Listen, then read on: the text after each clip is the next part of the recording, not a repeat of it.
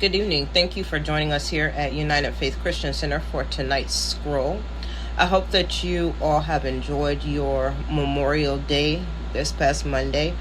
Memorial Day, we know, is a day to honor and also remember those who have died or gave their lives for our country while serving in the military. Tonight, I would like to go to the book of 2 Samuel, and we will go to chapter 10. This chapter starts out similar to chapter 9. David is at a season or time in his life where he has subdued nations all around him, and he has a reputation of strength in regard to him having a strong army. So he's in a good place in his life, and he wants to show some kindness. So in chapter 9, we see that he shows kindness to Jonathan's son, Mephibosheth, who now eats and dines at King David's table regularly. And we get to chapter 10, and David is still in a good place and wants to continue to show forth kindness. So let's read chapter 10, verse 1 of 2 Samuel. It says, "Now it happened afterwards that the king of the Ammonites died, and Hanun, his son, became king in his place." Verse 2 says, "Then David said, I will show kindness to Hanun, the son of Nahash, just as his father showed kindness to me." So somewhere down the line, David had been shown kindness by Hanun's father. So David sent some of his servants to console him concerning his father. So David goes forth and he sends people or his servants to actually go and console Hanun at this time because his father had died. Verse 3 says, "The princes of the Ammonites said to Hanun, their lord, 'Do you think that David is honoring your father because he has sent consolers to you? Has David not sent his servants to you in order to search the city, to spy it out and overthrow it?'" Now, that's a shame.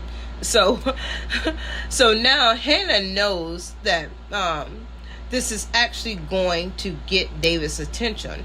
So you see here, because of unwise counsel. Let's look at verse 4 too.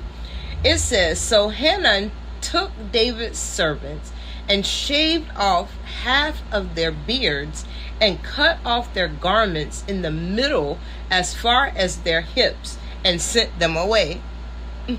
So because of unwise counsel now, David's servants get their beards shaved off, and of course because they were clothed, I'm sure, in royal robes. And so now they also had their robes cut to the place of their hips, so around the buttocks area this would be. And then they are sent away. So now Hanun knows this is going to get to David, and he is not going to be happy. And of course, it will cause for retaliation. So David has no choice but for a defensive battle because he's now provoked. So when David hears of this and how greatly humiliated his men were, he told them to stay at Jericho until their beards grew back. Let's read that. It says in verse 5, "When they told it to David, he sent to meet them, for the men were greatly humiliated. And the king said, 'Stay at Jericho until your beards grow and then return.'" Now you see, during this time, the only men who were shaved were men who were slaves. So Jewish men at that time, they had long beards. So having half their beards cut off was shaming and disgraceful to them. Let's look at verse 8 and 9. It says, "The son of Ammon came out and drew up in battle array at the entrance of the city, while the Armenians of Zobath and Rahab and the men of Tob and Machash were by themselves in the field. Now when Joab saw that the battle was set against him in front and in rear, he selected from all the choice men of Israel and arrayed them against the Armenians.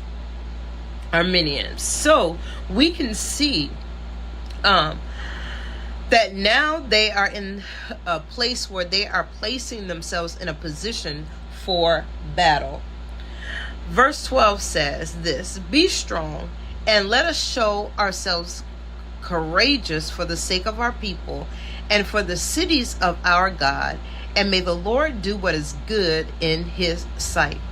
Tonight, what can we take from just these simple verses? Well, first of all, there are people in the world that are kind and generally want to show kindness with no ulterior motive in mind.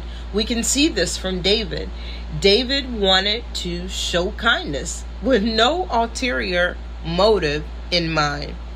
Secondly, people who have evil in their hearts, they stir up evil, and they give unwise counsel to others, allowing them to judge incorrectly against others. And we can see this in verse 3 because the princes of the Ammonites, they said to Hanun, their lord. Now here you have David coming simply just to show kindness to Hanun, their lord, but the princes actually stir up and get in his ear and says, "Hey, you think that David is really trying to honor your father because he is sending consolers to you?"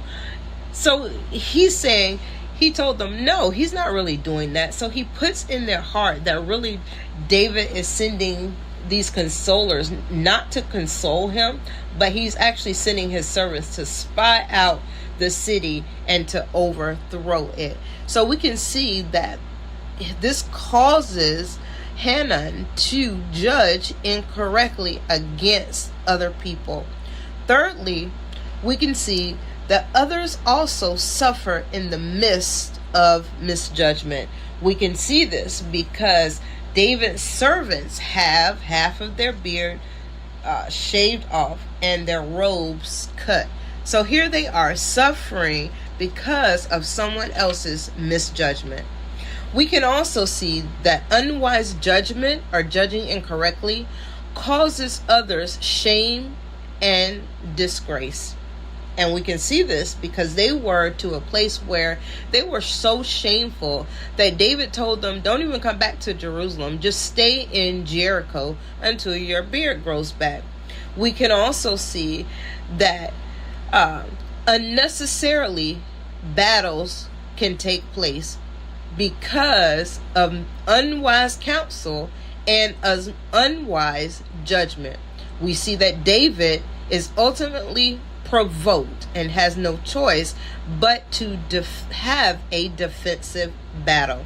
So tonight, Selah, take a moment, pause, and think on these things. May God bless you. May God keep you. May he meet you exactly where you are.